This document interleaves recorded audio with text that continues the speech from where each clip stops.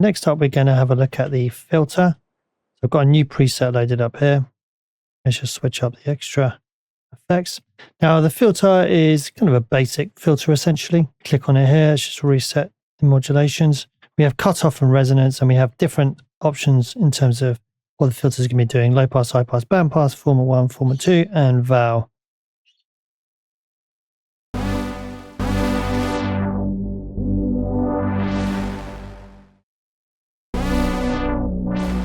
Yeah, that worked there. So high pass.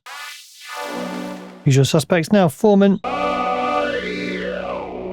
gives us those kind of vowel sounds.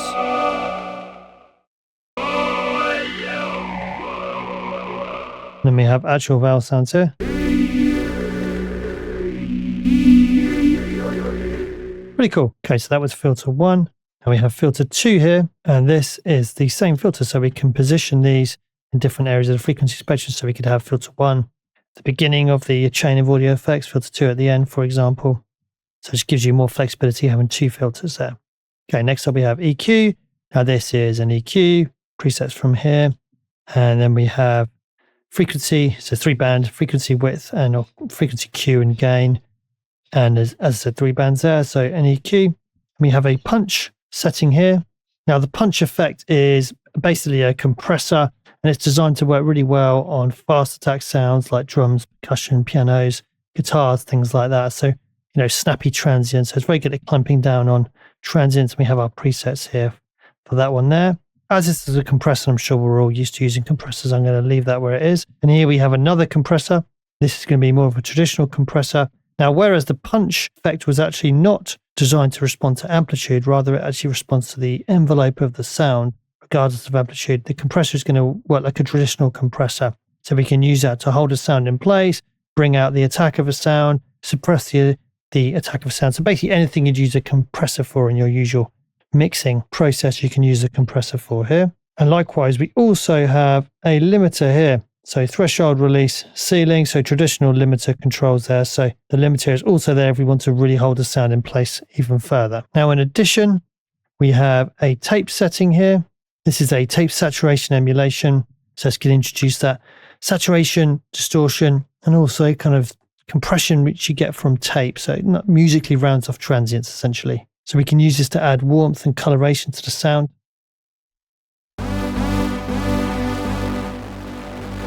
So if we push it, it's going to get very saturated.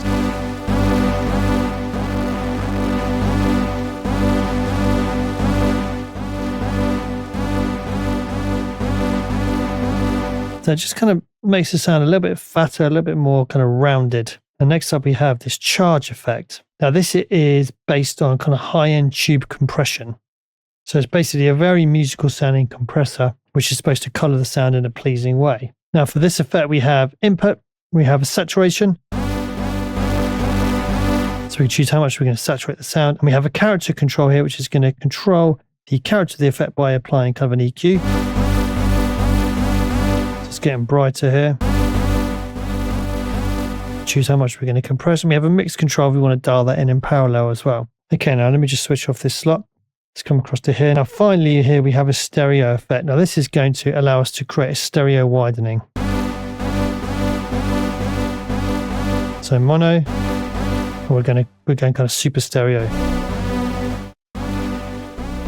We can also combine panning with the stereo widening effect. So we could have it widened and panned left, for example, or widened and panned right, like so. So you can add that in just to enhance the stereo image should you wish.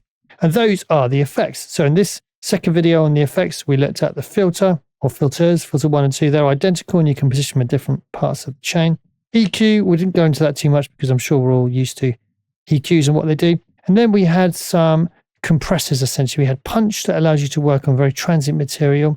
Compressor, which was a traditional compressor.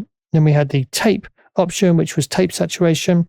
And charge, which was tube style compression. So vintage kind of harmonic saturation style compression. And we also had a limiter to really hold things in place, and the stereo effect to increase the stereo image or narrow the stereo image should you wish, and also pan it. Okay, so now we've covered the effects.